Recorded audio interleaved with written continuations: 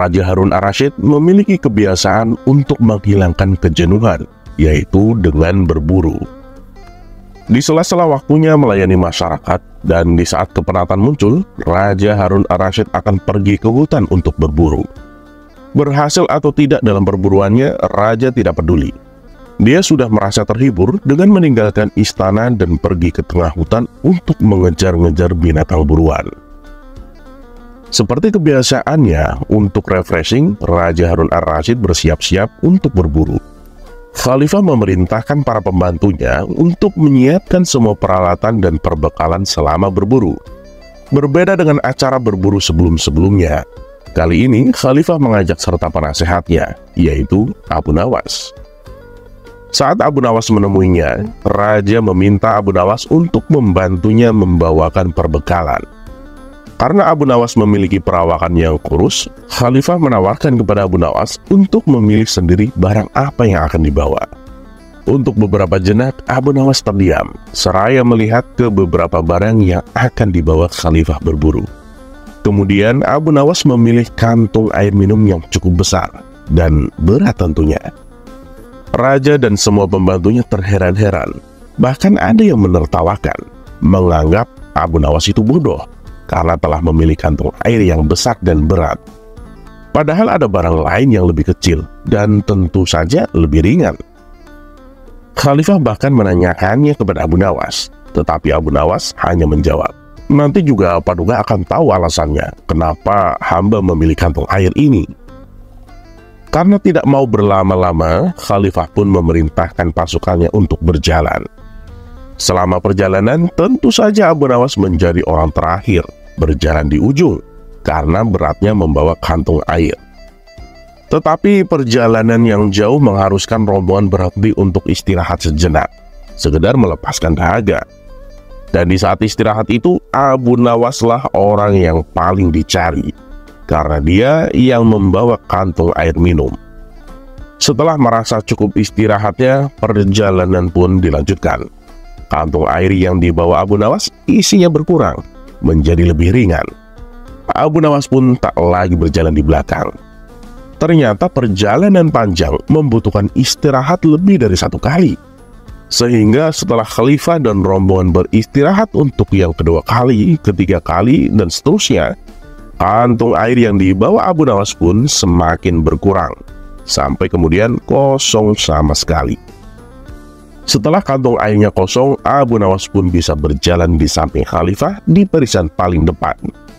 Dan Khalifah pun tersenyum melihat Abu Nawas dan merasa telah menemukan jawaban dari pertanyaan yang diajukannya sebelum berangkat. Banyak pelajaran atau hikmah dari cerita motivasi Abu Nawas ini. Pertama, jangan pernah berpikiran negatif pada pilihan orang lain. Kita mungkin menganggapnya itu pilihan yang salah. Tetapi bagi orang yang bersangkutan, pilihannya itu adalah yang terbaik. Begitu pula terhadap tindakan, pekerjaan, atau sikap orang lain. Berpikirlah positif, jauhkan suuzon, apalagi curiga dan menuduh. Kedua, jangan menganggap masalah yang sedang kita hadapi saat ini adalah beban yang berat yang kita tak mungkin sanggup memikulnya. Ingat, Allah Subhanahu wa Ta'ala berfirman di akhir surat Al-Baqarah, yang artinya Allah tidak membebani seseorang di luar batas kemampuannya. Artinya setiap beban yang kita hadapi pasti kita mampu memikulnya. Maka bersabarlah dan bertawakallah. Ketiga, kita harus yakin dengan janji Allah bahwa setiap menemukan kesulitan atau masalah, maka selanjutnya kita akan menemukan kemudahan. Sebagaimana firman Allah Subhanahu wa Ta'ala dalam surat Al-Insyirah, maka sesungguhnya bersama kesulitan ada kemudahan. Sesungguhnya bersama kesulitan ada kemudahan. Bahkan firman Allah Subhanahu wa Ta'ala tersebut sampai diulang 2 kali.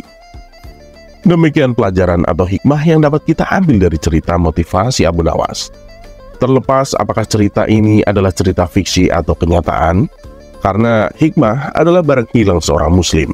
Dimanapun ia menemukannya, maka dia berhak mengambilnya.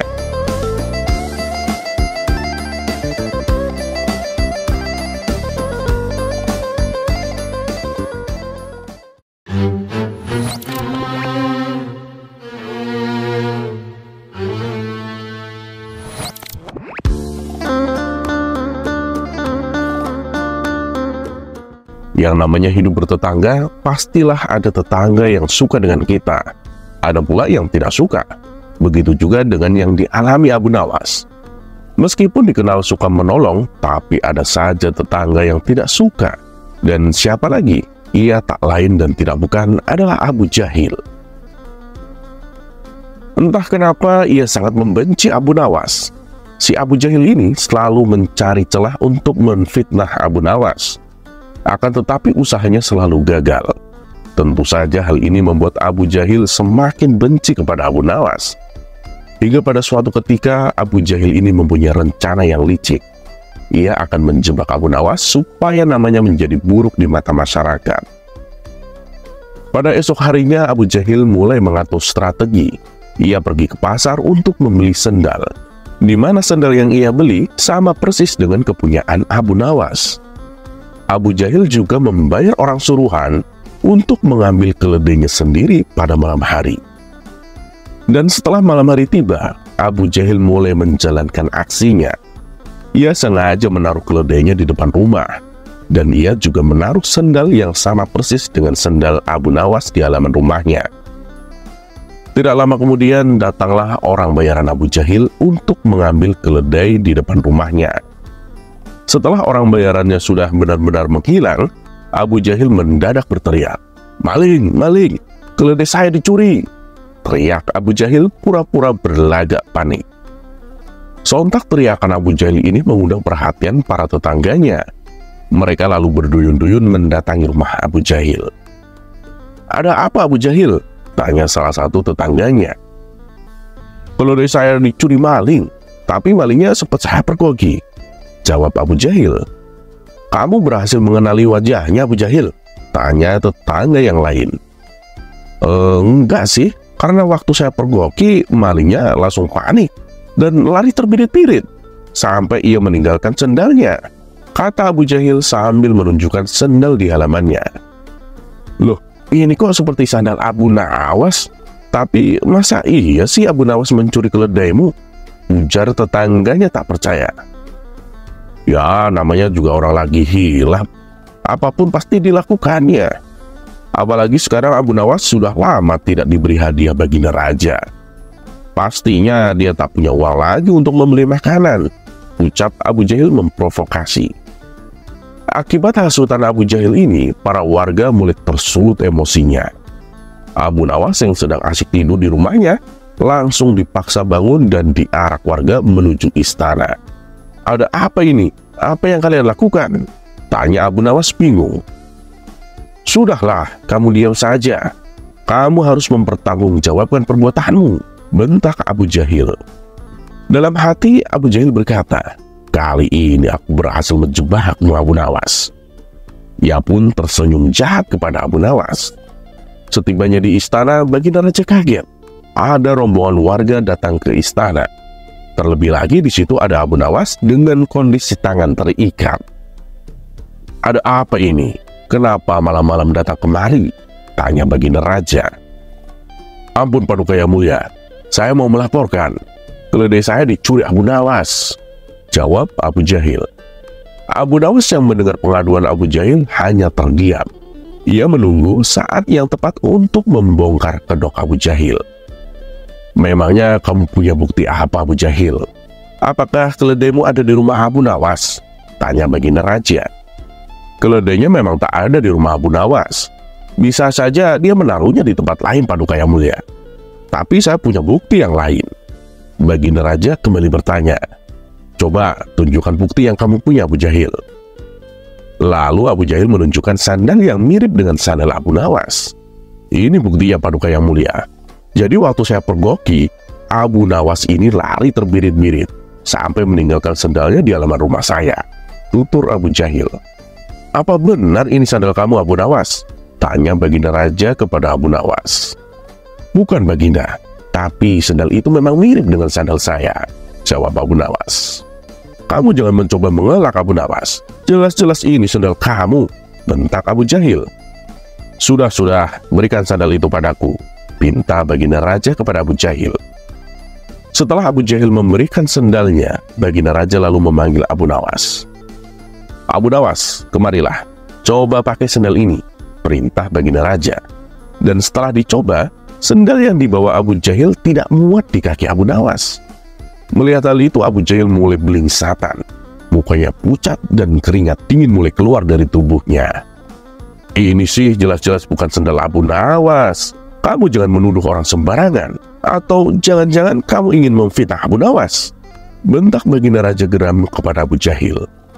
Dengan mulut terbata-bata, Abu Jahil pun menjawab, "Maaf Paduka yang mulia, saya kira itu sendalnya Abu Nawas." Ternyata Abu Jahil salah perhitungan saat ia membeli sendal yang mirip dengan sandal Abu Nawas. Abu Jahil tidak mencocokkan dengan ukuran kaki Abu Nawas. Di saat Abu Jahil mulai terbongkar rencana busuknya, Abu Nawas langsung melancarkan aksinya. Begini Paduka yang mulia, sebenarnya Abu Jahil ini sudah berulang kali dia mencoba berbuat jahat. Tapi rencananya selalu bisa saya gagalkan, tutur Abu Nawas. Perkataan Abu Nawas ini juga dibenarkan oleh warganya. "Benar Baginda, benar apa yang dikatakan oleh Abu Nawas. Dan kami sungguh sangat menyesal dan kecewa karena kali ini kami termakan hasutan Abu Jahil. Kami minta maaf Abu Nawas," ucap mereka. Abu Nawas pun memaafkannya, karena pada dasarnya mereka hanya termakan hasutan Abu Jahil. Sementara Abu Jahil langsung dimasukkan ke dalam penjara atas perbuatan yang dilakukannya. Dan ia pun dihukum selama 5 tahun. Seperti biasa, karena berkelakuan baik, Abu Jahil mendapat potongan hukuman menjadi 5 bulan. Dan dipotong lagi menjadi 1 bulan karena menepati Hari Raya Idul Fitri. Dari kisah ini bisa kita ambil pelajaran. Kalau mau berbuat jahat, minimal cerdaslah sedikit. Dan kita juga bisa mengambil pelajaran bahwa seberat-beratnya hukuman kita akan mendapatkan potongan ketika kita berkelakuan baik di dalam penjara. Tentu hal ini hanya berlaku untuk kalangan pejabat.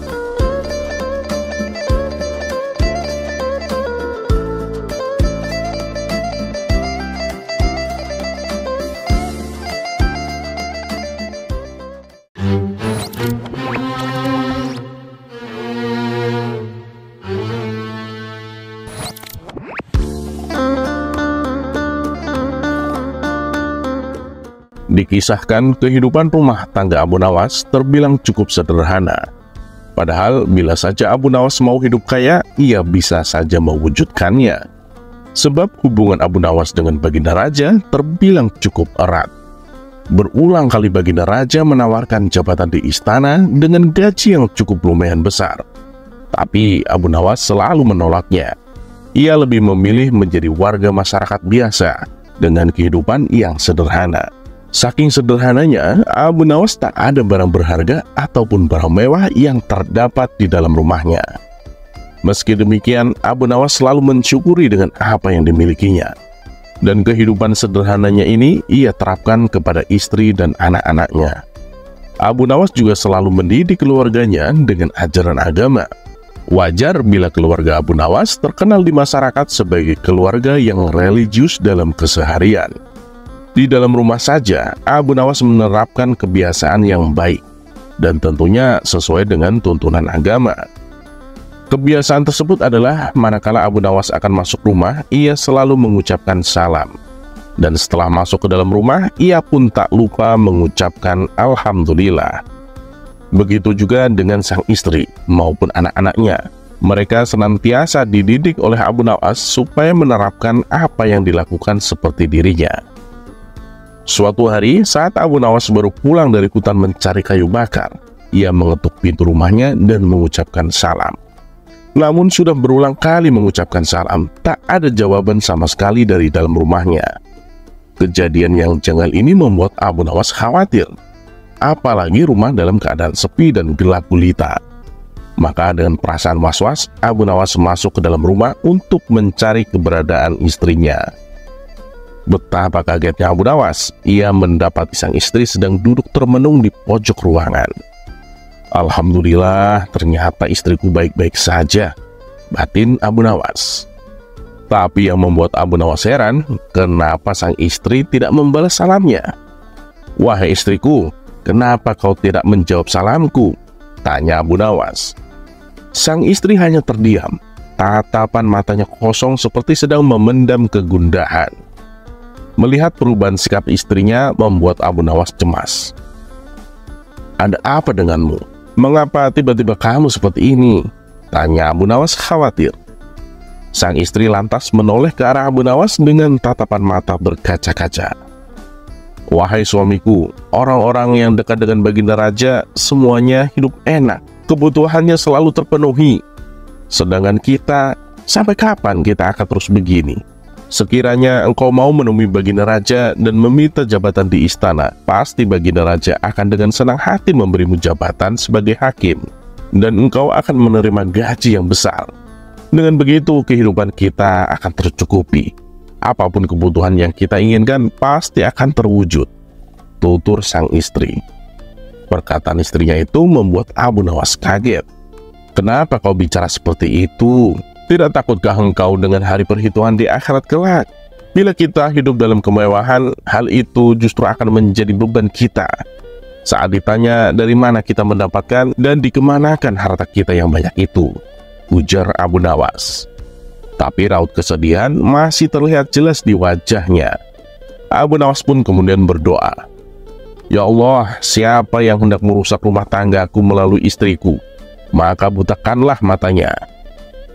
Beberapa hari kemudian saat Abu Nawas sedang berzikir, datanglah seorang tamu wanita asing ke rumahnya.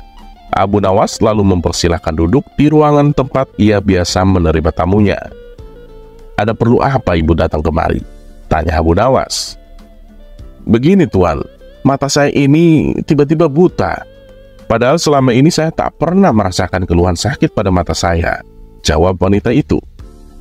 Keluhan wanita tersebut mengingatkan Abu Nawas akan doanya tempo hari. "Apakah Anda sering menemui istri saya?" tanya Abu Nawas. "Iya Tuan Abu, saat Anda tidak di rumah, saya sering menemui istri Tuan untuk mengajaknya ngobrol," jawab wanita tersebut. "Doakanlah saya Tuan agar mata saya sembuh dari kebutaan," pinta si wanita. "Saya akan mendoakan untuk kesembuhan matamu, tapi setelah itu saya minta kepadamu untuk tidak lagi mencampuri urusan rumah tanggaku. Jangan kau hasut istriku supaya hidup dalam kemewahan," tugas Abu Nawas. Si wanita sontak kaget mendengarnya. Ia tak menyangka Abu Nawas bisa tahu. "Maafkan saya Tuan, memang beberapa hari ini saya sering membujuk istri Tuan agar dia meminta kepada Tuan bersedia menjadi hakim istana," balas wanita tersebut. "Perbuatanmu saya maafkan, tapi jangan kau ulangi lagi," kata Abu Nawas menasehati. Kemudian Abu Nawas mendoakan si wanita agar disembuhkan dari penyakit kebutaan. Selang beberapa hari, si wanita kembali bisa melihat seperti sedia kala, dan ia tak lagi berani mempengaruhi istri Abu Nawas. Terlepas apakah cerita ini adalah cerita fiksi atau kenyataan, karena hikmah adalah barang hilang seorang muslim. Dimanapun ia menemukannya, maka dia berhak mengambilnya.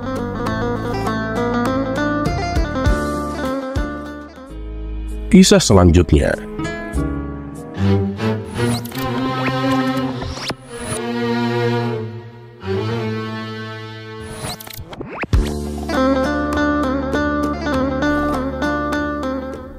Suatu ketika, ada dua anak muridnya Abu Nawas hendak pergi ke masjid untuk menunaikan sholat. Tidak lama berselang datang seorang kakek tua yang akan menunaikan sholat. Seperti biasa, ketika akan mengambil air wudhu, masing-masing jemaah antri menunggu giliran. Tibalah giliran kakek tua mengambil air wudhu. Tapi cara berwudhu kakek ini ternyata salah. Melihat kejadian ini membuat kedua murid Abu Nawas ingin menegurnya. Tapi karena usia kakek tersebut lebih tua, mereka pun segan untuk melakukannya. Mereka khawatir tegurannya justru akan membuat si kakek tersinggung. Lebih-lebih malah akan membuat si kakek merasa terhina dan berbalik memarahi kedua murid Abu Nawas ini. Tapi dalam hati mereka terdorong keinginan untuk membetulkan cara wudhu si kakek. Namun mereka bingung dengan cara apa supaya si kakek tidak tersinggung. "Saya punya ide, bagaimana kalau ini kita adukan kepada guru?" usul salah satu dari mereka. "Wah, benar itu. Mungkin guru kita bisa tahu jalan keluarnya, jawab murid yang lain. Maka setelah selesai sholat berjamaah di masjid, kedua murid tersebut segera menghadap Abu Nawas di rumahnya. Wahai guru, tadi waktu kami di masjid, kami melihat seorang kakek wudhu, tapi caranya salah guru. Sebenarnya kami ingin menegurnya guru, tapi kami takut ia akan tersinggung dan malah marah, kata mereka kepada Abu Nawas. Kalian sebenarnya sudah bagus bersikap seperti itu, karena adab harus di atas ilmu. Kalian lebih memilih diam untuk menghargai perasaan orang tua, meskipun yang dilakukannya adalah salah di mata kalian, balas Abu Nawas. Tapi guru, masa kami harus membiarkannya, padahal cara wudhu kakek tersebut salah?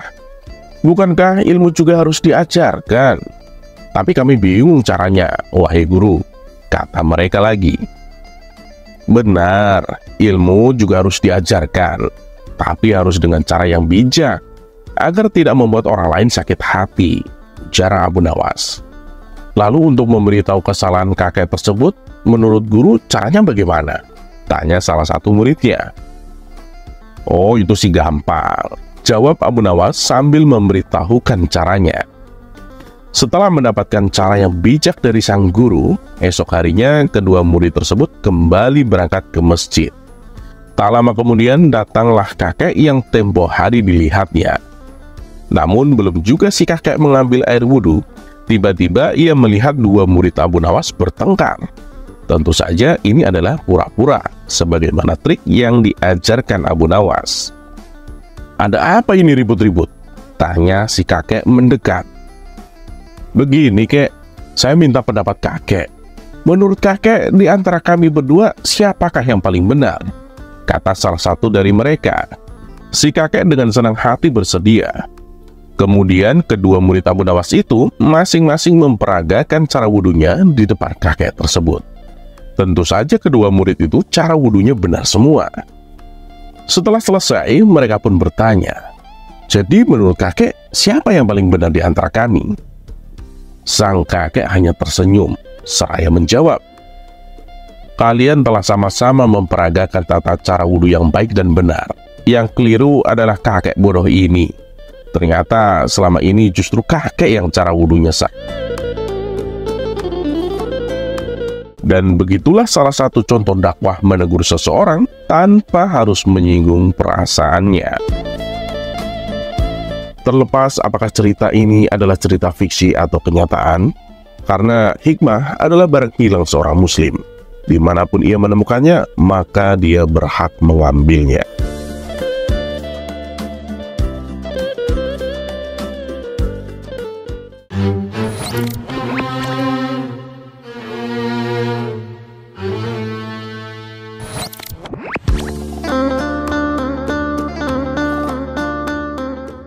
Dikisahkan, Abu Nawas sedang mengalami masalah ekonomi, sehingga untuk membeli makanan saja ia tidak mampu. Dan di saat yang sama, tetangga sebelahnya memiliki kebun sayur yang sangat subur. Akan tetapi tetangganya itu terkenal sangat pelit.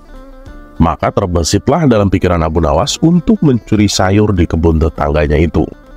Tanpa pikir panjang, ia segera menaiki sebuah tangga dan melompati sebuah tembok, sehingga sampailah ia di kebun sayur tetangganya itu. Saat ia sedang memasukkan sayur-sayuran ke dalam karung, datanglah sang pemilik kebun. "Hei Abu Nawas, apa yang sedang kamu lakukan di kebunku?" Dengan tergagap-gagap, Abu Nawas menjawab, "Anu tuan, barusan itu terjadi angin kencang yang membawaku terlempar ke kebun ini." Tetangganya itu kembali bertanya, "Lalu kenapa kau pegang sayur-sayuran itu?" Abu Nawas pun menjawab, "Ya karena anginnya sangat kencang tuan, jadi aku terpaksa pegang sayur-sayuran ini agar aku tak terbawa jauh oleh angin itu," kata Abu Nawas beralasan. Tentu saja alasan Abu Nawas tersebut tak membuat tetangganya percaya. "Lalu kenapa sayur-sayuran itu kau masukkan ke dalam karung?" tanya tetangganya. "Nah ini dia tuan yang saya belum tahu. Saya sendiri juga heran," jawab Abu Nawas sambil menggaruk-garuk kepalanya.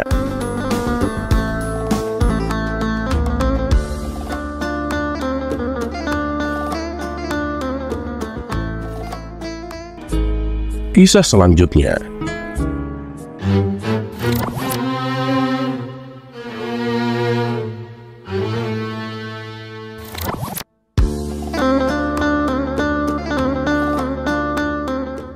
praktek dukun di kota Baghdad semakin merajalela. Banyak orang mendatangi dukun meskipun harus membayarnya dengan tarif yang lumayan mahal.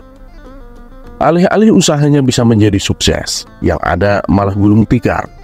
Meski demikian, tak sedikit orang yang masih mempercayai dukun pesugihan itu. Hal ini membuat Abu Nawas menjadi resah.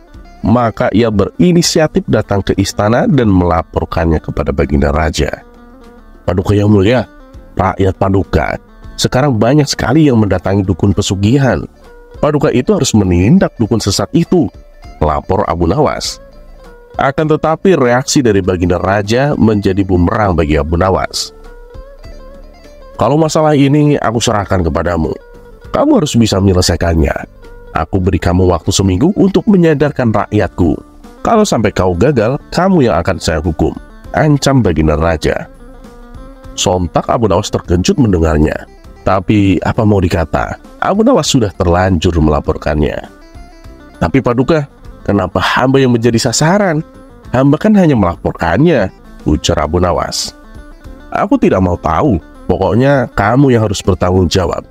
Kalau kamu menolak tugas ini, ya tetap akan mendapat hukuman," hardik Baginda Raja. Akhirnya dengan berat hati Abu Nawas menerima tugas tersebut. Ia pun kemudian pamit pulang.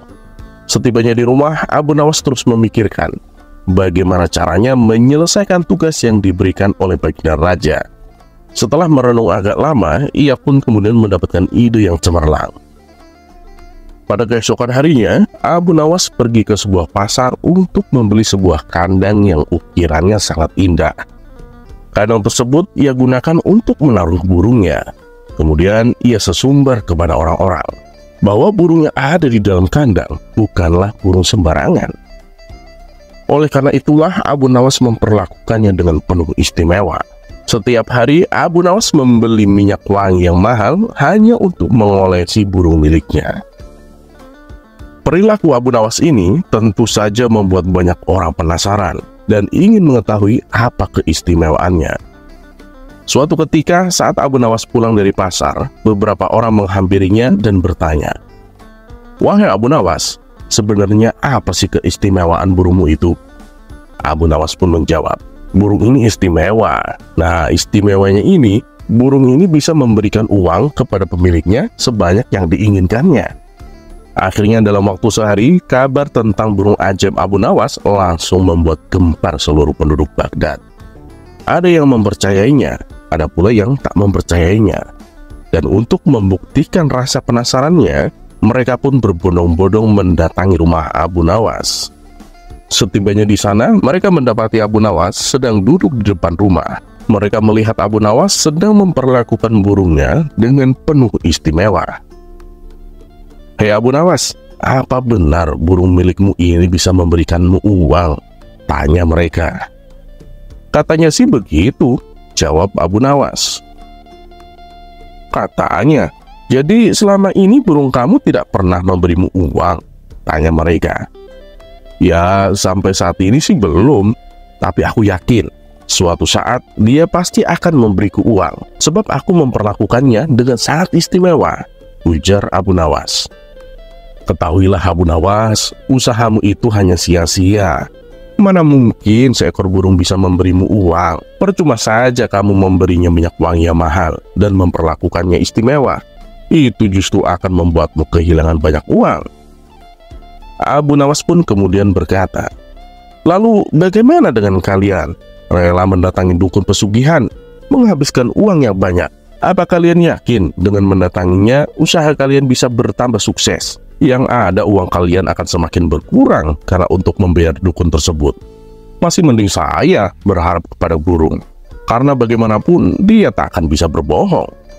Sedangkan kalian, dukun yang kalian datangi itu bisa berbohong, bahkan bisa menipu kalian," jelas Abu Nawas. Setelah mendengar penjelasan Abu Nawas, mereka pun tersadar akan kekeliruannya.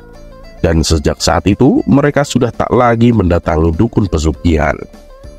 Akhirnya, dalam waktu kurang dari seminggu, Abu Nawas berhasil menyelesaikan tugas yang diberikan oleh Baginda Raja. Dan seperti biasa, atas keberhasilan Abu Nawas, Baginda Raja memberinya hadiah berupa pundi-pundi uang.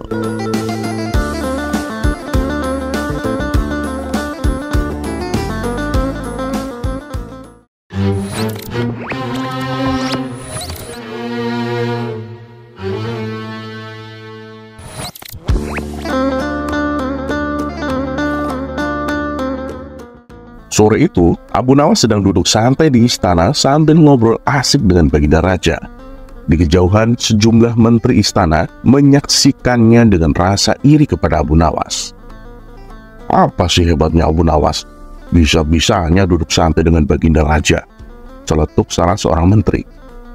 Baginda Raja yang memahami gelagat para menterinya sengaja membiarkannya. Ia tetap asik bercanda tawa dengan Abu Nawas. Lalu Baginda Raja berkata kepada Abu Nawas, "Kenapa sih menteriku banyak yang tak suka kepadamu?" tanya Baginda Raja. Abu Nawas hanya tersenyum mendengarnya. "Ya, mungkin mereka belum kenal dengan baik siapa hamba," jawab Abu Nawas kenanya. "Belum kenal? Bagaimana maksudmu?" tanya Baginda Raja. "Bisa jadi mereka hanya mengenalku sedikit, itu pun yang jelek-jeleknya saja," jawab Abu Nawas. "Oh iya, katanya Baginda Raja akan membeli gajah ya?" tanya balik Abu Nawas. "Kamu kalau saya ajak bicara serius selalu mengalihkan pembicaraan," gerutu Baginda Raja. "Ampun Paduka yang mulia, hamba sama sekali tidak mengalihkan pembicaraan. Justru hamba ingin menjelaskan maksud dari jawaban hamba tadi, sebab ini ada kaitannya dengan pertanyaan Baginda," kata Abu Nawas menjelaskan. "Ah, kamu malah membuatku jadi tambah bingung Abu Nawas," tutur Baginda Raja. "Begini saja Baginda, saya mau tanya, apakah para menteri yang tidak suka denganku, mereka semua pernah melihat binatang gajah?" tanya Abu Nawas. "Saya kira tidak seorang pun dari mereka yang pernah melihat gajah seumur hidupnya." "Memangnya kenapa Abu Nawas?" Baginda Raja balik bertanya. "Nah, saya ada permintaan Baginda. Permintaan saya adalah kumpulkan mereka bersama gajah di salah satu ruangan yang gelap.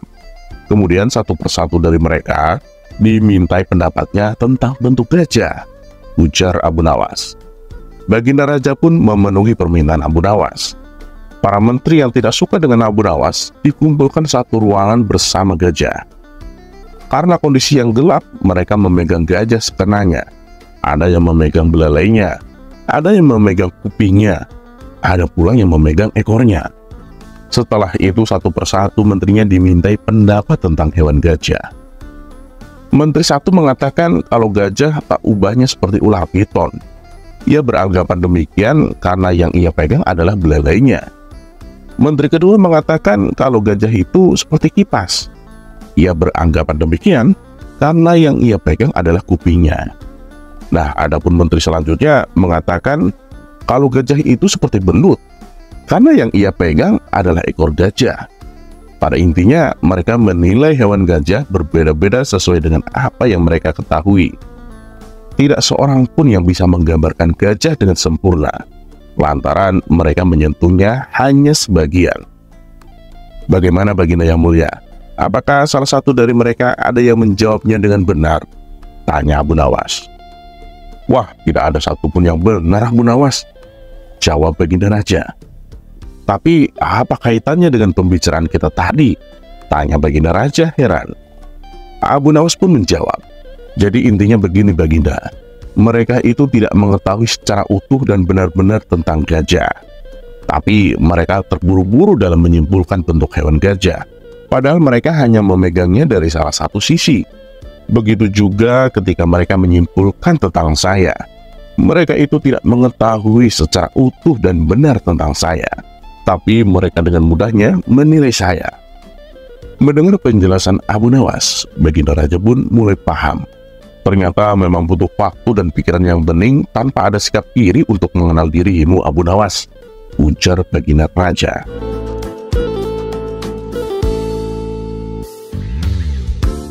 Terlepas apakah cerita ini adalah cerita fiksi atau kenyataan, karena hikmah adalah barang hilang seorang muslim.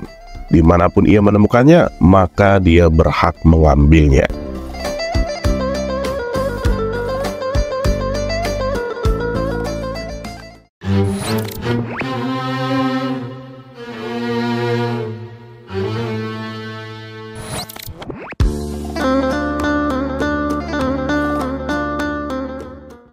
Ada-ada saja ulah Abu Nawas. Kali ini ia membuat kesalahan yang cukup serius.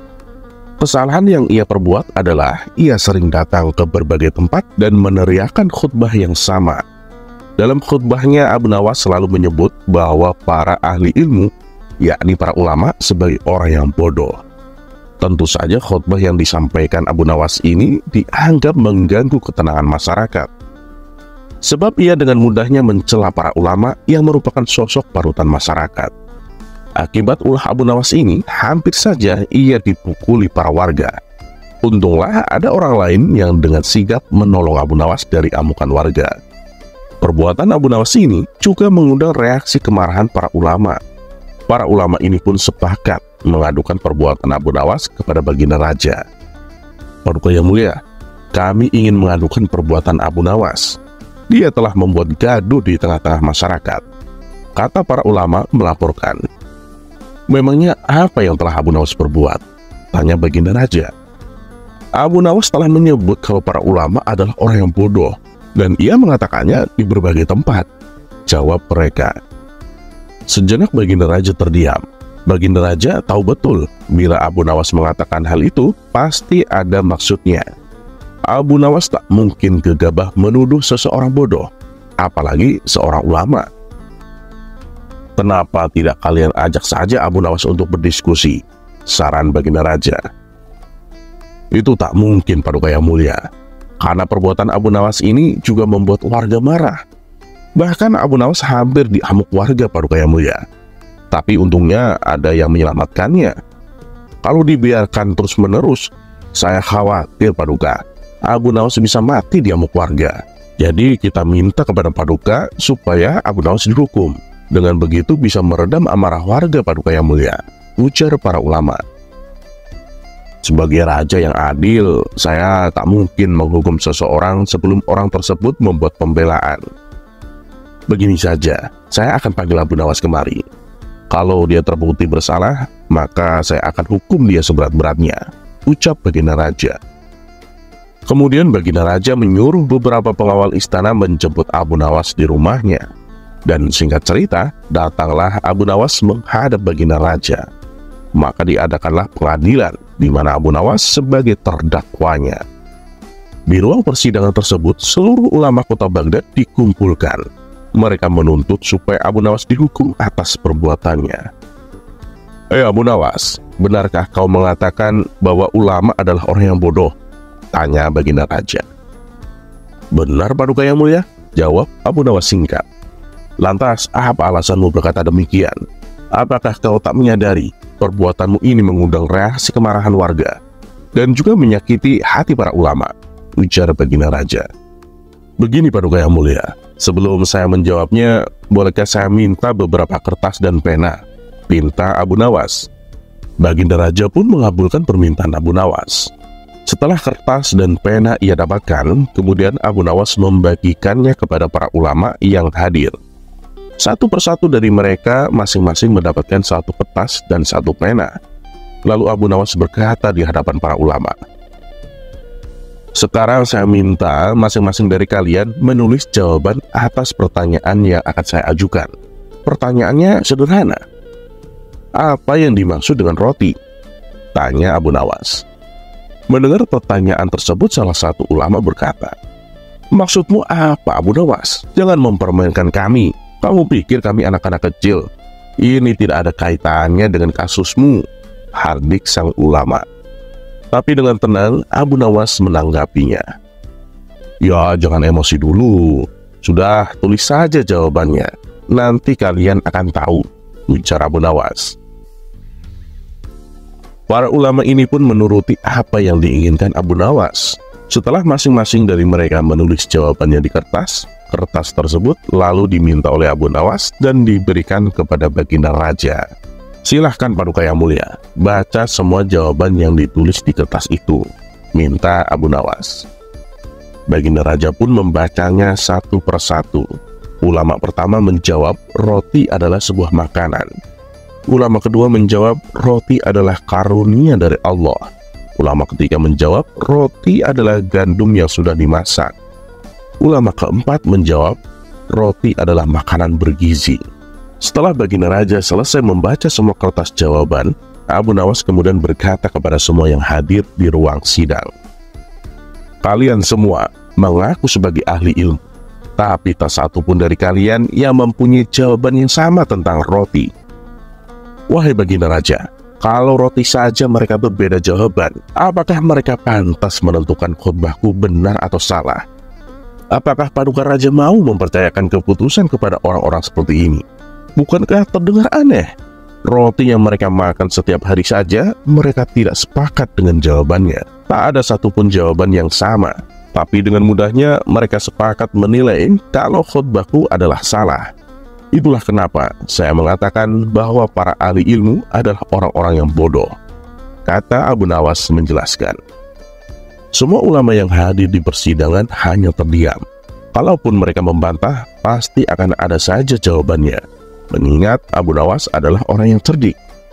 Sementara itu baginda raja justru menjadi kagum dengan cara berpikirnya Abu Nawas. Abu Nawas pun lantas dibebaskan dari tuntutan hukuman. Terlepas apakah cerita ini adalah cerita fiksi atau kenyataan, karena hikmah adalah barang hilang seorang muslim. Dimanapun ia menemukannya, maka dia berhak mengambilnya.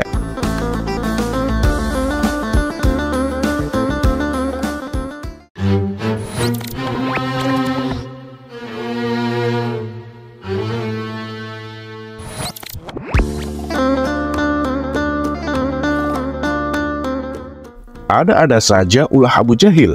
Ia tak pernah henti-hentinya memusuhi Abu Nawas. Setiap kali Abu Nawas membeli suatu barang, Abu Jahil merasa panas. Ia tak suka melihat Abu Nawas bahagia dengan barang baru yang dimilikinya.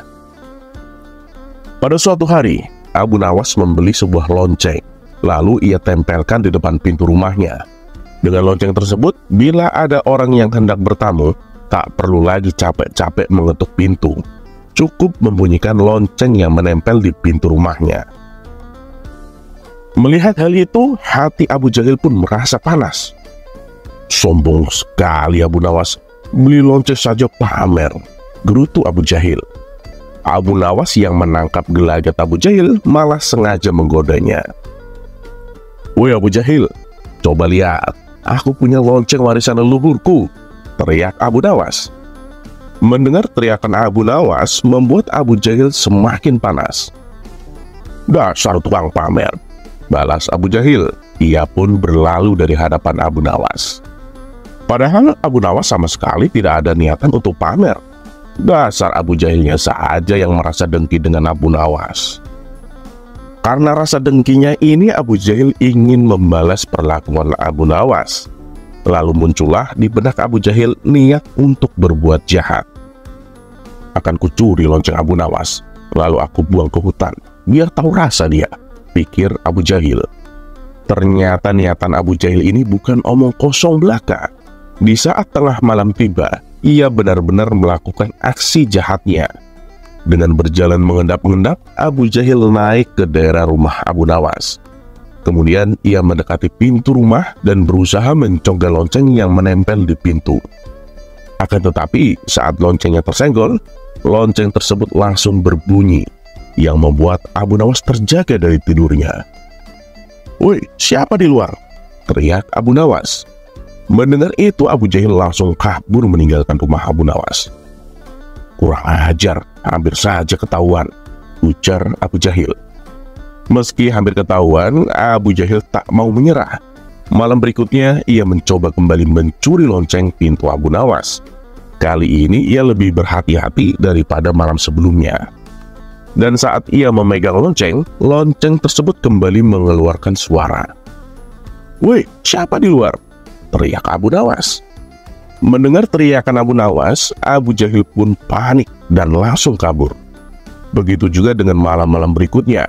Abu Jahil tak pernah berhasil mencuri lonceng milik Abu Nawas. Karena selalu gagal dalam aksinya, Abu Jahil pun memutar otak mencari cara lain. Dan lucunya, yang terbesit di benaknya adalah Abu Nawas. Bukankah Abu Nawas sangat cerdik? Aku akan tanya kepadanya, pikir Abu Jahil. Maka Abu Jahil pun pergi menemui Abu Nawas. "Ada apa Abu Jahil? Tumben nih main kemari," tanya Abu Nawas. "Ini Abu Nawas, aku mau tanya sesuatu. Barangkali kamu tahu solusinya, jawab Abu Jahil. Oh, mau tanya apa? Sahut Abu Nawas kembali. Menurutmu cara apa yang paling ampuh untuk mengambil benda yang berbunyi agar tidak terdengar? Tanya Abu Jahil. Abu Nawas tidak menaruh rasa curiga sama sekali. Ia tak tahu kalau benda yang dimaksud Abu Jahil adalah lonceng miliknya. Tapi Abu Nawas malah memberi solusi yang konyol. Itu sih gampang Abu Jahil. Gini. Jadi saat kamu akan mengambil benda tersebut, tutup kedua telingamu dengan kapas. Pasti kamu tidak akan mendengar suara apapun, jawab Abu Nawas. Sejenak Abu Jahil terdiam. Betul juga kata Abu Nawas. Kenapa tidak terpikirkan olehku? Ujar Abu Jahil dalam hati. Terima kasih Abu Nawas atas solusinya, ucap Abu Jahil. Ia pun pergi meninggalkan Abu Nawas. Saat tengah malam tiba, Abu Jahil mulai beraksi sesuai saran Abu Nawas. Abu Jahil menutup kedua telinganya dengan kapas. Ia lalu memasuki halaman rumah Abu Nawas. Dan ketika ia mengambil lonceng yang menempel di pintu, Abu Jahil tidak mendengar suara apapun. Yes, akhirnya aku berhasil, ucap Abu Jahil kegirangan. Namun saat ia hendak membawa loncengnya, tiba-tiba dari belakang pundaknya ditepuk seseorang. Sontak Abu Jahil terkejut. Apalagi ketika ia menoleh ke belakang, ternyata orang tersebut adalah Abu Nawas. Aneh sekali, kenapa Abu Nawas bisa mendengarnya? Padahal aku tidak mendengar bunyi apapun, batin Abu Jahil keheranan. Melihat tingkah Abu Jahil ini, Abu Nawas pun tertawa. Kemudian Abu Nawas membuka kapas yang menempel di telinga Abu Jahil. Ngapain kamu mencuri loncengku? Tanya Abu Nawas. Bukannya menjawab, Abu Jahil malah kabur sambil melempar lonceng di tangannya. Tawa Abu Nawas pun kembali pecah melihat konyolan Abu Jahil. Tentu saja aku bisa mendengar lonceng, telingaku kan tidak ditutup kapas, teriak Abu Nawas. Kurang ajar Abu Nawas, dia telah mempermainkanku, gerutu Abu Jahil.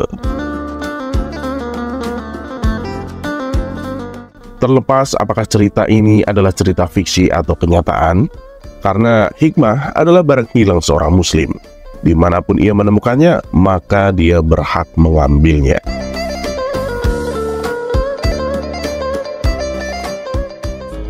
Kisah selanjutnya.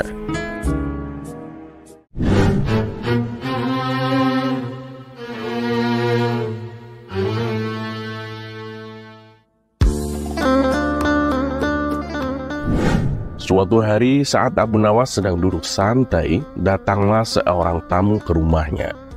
Tamu tersebut merupakan saudagar yang paling kaya di kampungnya. Wahai Abu Nawas, aku ada pekerjaan untukmu, kata saudagar itu. Pekerjaan apa tuan? Tanya Abu Nawas. Begini Abu Nawas, aku mau membeli 9 ekor keledai. Nah, nanti kamu yang mengantarkannya keledai tersebut ke rumahku. Oh, itu sih pekerjaan mudah tuan. Ayo kita berangkat sekarang, balas Abu Nawas. Maka mereka berdua pun pergi ke pasar hewan untuk membeli 9 ekor keledai. Setelah transaksi selesai, saudagar itu berpesan kepada Abu Nawas. Sekarang kamu bawa 9 ekor keledai ini sampai ke rumahku ya. Dan jangan sampai ada yang hilang. Oh, jangan khawatir tuan, semuanya dijamin beres, ucap Abu Nawas. Kemudian saudagar kaya tersebut pulang terlebih dahulu, sementara Abu Nawas masih mengatur 9 keledainya. Setelah semuanya dirasa sudah siap, Abu Nawas lalu menunggangi salah satu keledai. Kemudian ia pun pergi menggiring keledainya. Di tengah perjalanan muncul dalam benak Abu Nawas untuk menghitung keledainya. Ia pun kaget, ternyata keledainya hanya berjumlah 8 ekor. Bukankah waktu berangkat tadi jumlah keledainya ada 9? Kenapa kok tiba-tiba hilang 1? Waduh, jangan-jangan salah satu keledainya ada yang terpisah, kata Abu Nawas mulai cemas. Lantas Abu Nawas turun dari keledainya untuk mencari keledainya yang terpisah. Ia melihat ke sana kemari dan juga di balik pepohonan. Namun ia tak menjumpai apapun. Abu Nawas mencoba menghitung keledainya kembali. Ternyata jumlahnya utuh 9 ekor. Wah, berarti aku tadi salah menghitung, kata Abu Nawas dalam hati. Abu Nawas pun kembali menunggangi keledainya dan menggiring sisa keledai untuk melanjutkan tugasnya. Selang beberapa saat, Abu Nawas berpikir untuk menghitung kembali jumlah keledainya. Kenapa jumlahnya jadi 8 ekor lagi? Lelucon apa ini? Aku dipermainkan oleh keledai, pikir Abu Nawas. Terpaksa, Abu Nawas kembali turun dari punggung keledainya, lalu menghitungnya kembali. Dan anehnya, jumlah keledainya kembali utuh menjadi 9 ekor. Abu Nawas hampir saja gila. Ia berpikir ada seseorang yang sengaja mempermainkan dirinya. Ia pun kemudian bersembunyi di balik semak sambil mengintip 9 keledainya. Sekarang aku mau lihat bagaimana seekor keledai bisa hilang, ucap Abu Nawas. Namun usahanya ini sia-sia, karena setelah menunggu agak lama, jumlah keledainya pun masih tetap 9. Ia pun akhirnya memutuskan kembali melanjutkan perjalanan. Ia menaiki keledainya dan menggiring 8 ekor keledai di depannya. Saat ia di atas punggung keledai, Abu Nawas mencoba menghitung kembali keledai yang dibawanya. Sungguh aneh, jumlahnya jadi 8 ekor lagi. Kenapa bisa begini? Ujar Abu Nawas mulai stres. Tiba-tiba datanglah lelaki tua dan menghampiri Abu Nawas. Abu Nawas, sepertinya kamu sedang kebingungan ya? Tanya kakek tua. Iya, aku heran dengan keledai-keledai ini, balas Abu Nawas. Lah memangnya kenapa Abu Nawas? Tanya kakek tua itu kembali. Bagaimana bisa ada seekor keledai yang hilang lalu muncul kembali? Tutur Abu Nawas. Lelaki tua itu pun paham dengan yang menimpa Abu Nawas. Ia pun tertawa dan berkata, "Sini kamu turun dari keledaimu dan hitung berapa jumlahnya." Abu Nawas pun turun dari keledainya dan menghitung kembali. Wah, iya bener, jumlahnya ada 9 kek, kata Abu Nawas. Yaudah, sekarang kamu pulang. Jangan biarkan khayalan ini menguasaimu, kata kakek tua itu. Abu Nawas pun menuruti ucapan kakek tua itu. Ia pun melanjutkan perjalanannya. Lagi-lagi, saat Abu Nawas menaiki keledainya, ia menghitung jumlah keledai yang digiringnya. Dan jumlahnya hanya 8 ekor. Abu Nawas langsung berteriak minta tolong kepada si kakek tua. Lihatlah kek, saya tidak berkhayal. Jumlahnya menjadi 8 ekor, kata Abu Nawas menangis. Kakek tua itu pun kembali tertawa melihat sikap Abu Nawas. Abu Nawas, kamu itu hanya menghitung keledai di hadapanmu saja. Sementara keledai yang kau tunggangi tidak dihitung. Ya jelas saja jumlahnya hanya 8 ekor, kata kakek tua itu kembali tertawa. Abu Nawas seketika langsung menyadari kelalaiannya. Wah, bener juga ya. Ternyata sepandai-pandainya orang atau secerdik-cerdiknya orang, suatu saat pasti akan merasakan kelalaian.